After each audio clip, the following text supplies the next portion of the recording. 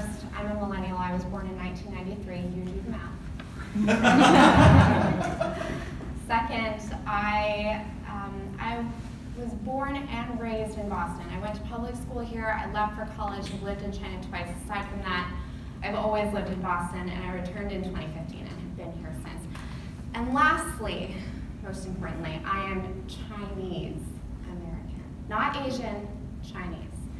And I call myself 1.5 generation because my mom emigrated from Hong Kong when she was 18, and then my dad was actually born in Boston in Chinatown. So that's why I decided to speak at this event, and I'm very excited to share my story with you today. I have a problem, and I own it completely, which is that I hold my anger, and I'm not very good at talking about when I'm angry or saying that I have a problem. And it's not just me, it's me and millions of other Chinese people. We have a saying in Chinese, which is 不以无喜，不以己悲, which basically means do not let what's outside affect you. Do not let what's inside affect you. And this goes back to Confucianism ideals, where you want to be very civil and to maintain good relationships with everyone, people in your family, people outside, on the street, anyone. You want to be a good person, a good citizen.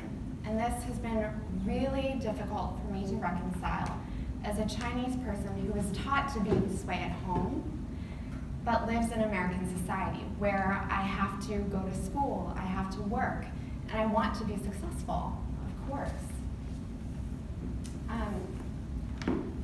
Second up, how does this play out in real life? Well, if you don't let what's inside or outside affect you, you're seen as stable, you're mature, you're cultured, you're a good person.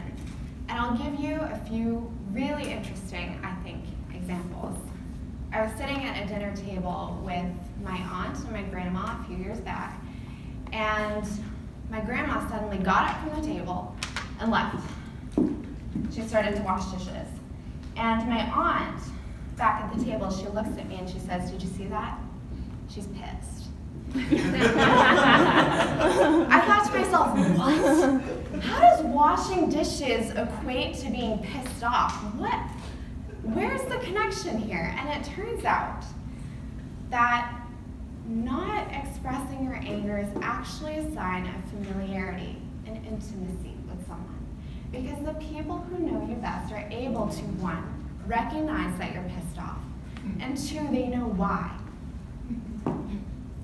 Anyone who's ever been in a romantic relationship understands what I mean by this. And the difference is that in Chinese culture, everything is implied, everything. The fact that there's a problem is implied. The fact that someone's sorry is implied. The fact that they're going to take concrete action to make it up to you at some point in the future is implied. And you don't need to talk about it. In fact, it's uncomfortable to talk about, so we don't bring it up at all. Another example of holding anger as a good thing. Holding anger is actually a sign of love, believe it or not. I spoke to my host brother in China. When I lived in China, I lived with his family.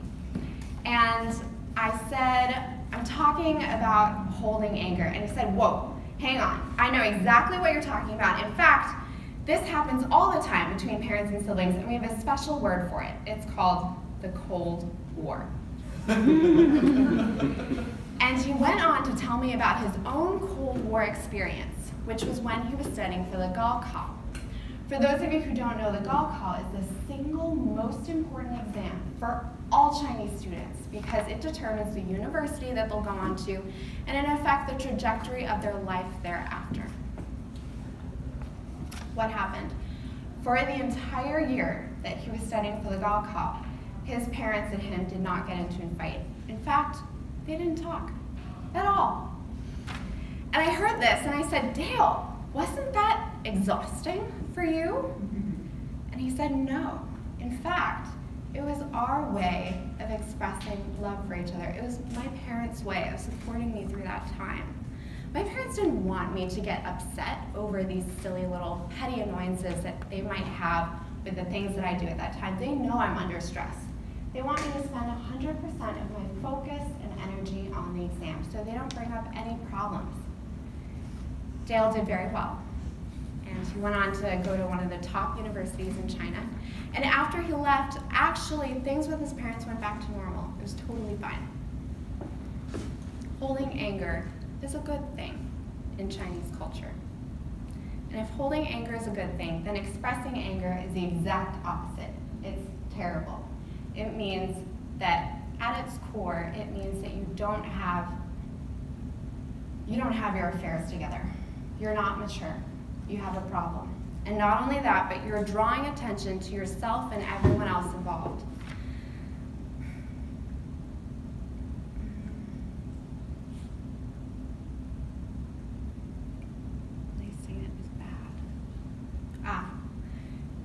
I'm sure you're all very familiar with the phrase F.U.N, which means losing face in Chinese, yes?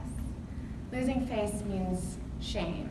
And essentially when you make a big deal out of things by expressing your anger, you're losing face and you're making everyone else lose face too. So it's this very shameful, embarrassing thing to have to go through as a Chinese person, to be angry and to say that you have a problem out loud and to other people. I spent the first 21 years of my life believing in these ideals, and they were never expressly talked about in my household. We have very strong ties to our Chinese culture, but we're also really westernized. Neither of my parents have accents, which was very confusing to people for some reason. And so I went to school, and it wasn't until I came back in 2015, started my first job, that I realized that these Chinese ideals don't work in American society.